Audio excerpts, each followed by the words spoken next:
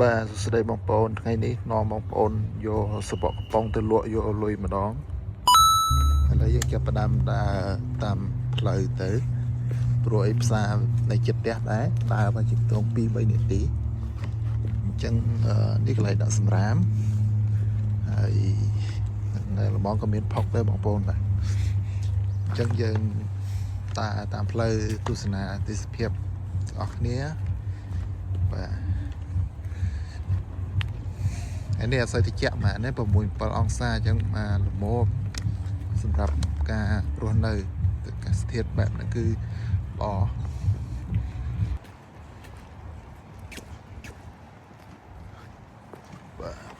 បាទតាមកជិតដល់ផ្សារហើយ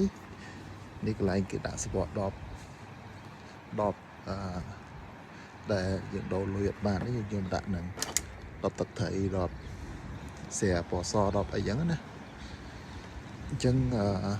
ការដាក់ហ្នឹងគឺមានពណ៌3ពណ៌ផ្សេងគ្នាប្រភេទដបតាមដបពណ៌ត្នោតដាក់ពណ៌ត្នោតទៅពណ៌បៃតងដាក់ពណ៌បៃតងពណ៌សដាក់ពណ៌សបាទទៀតបងប្អូន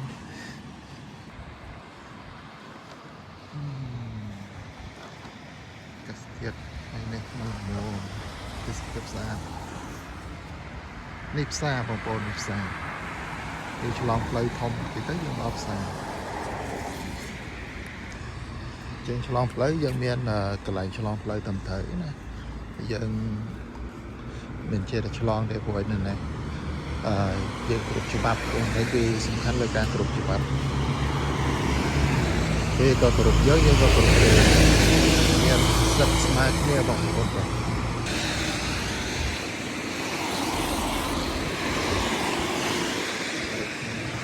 ផ្លូវ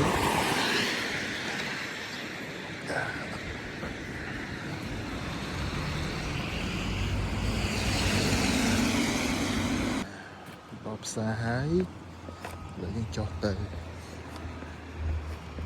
ចុះឡើង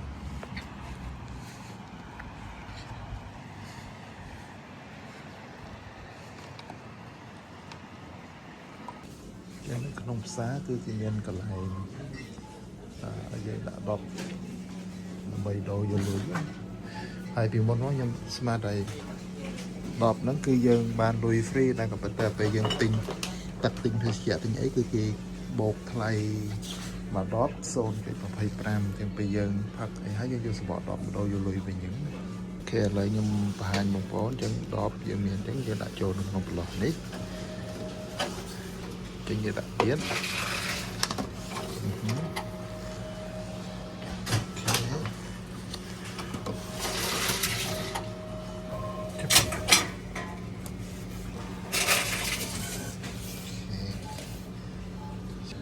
អូខេចឹងដបដែលយើងដូរមិញហ្នឹងគឺយើងបាន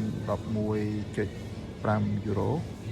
អញ្ចឹងយើងអាចយកទៅទិញអីវ៉ាន់ផ្សេងបានឬក៏យើងដូរយកលុយមកវិញក៏បានដែរអូខេចឹងរួចរាល់ហើយចឹងត្រឡប់ទៅវិញដំបូងខ្ញុំស្មានតែ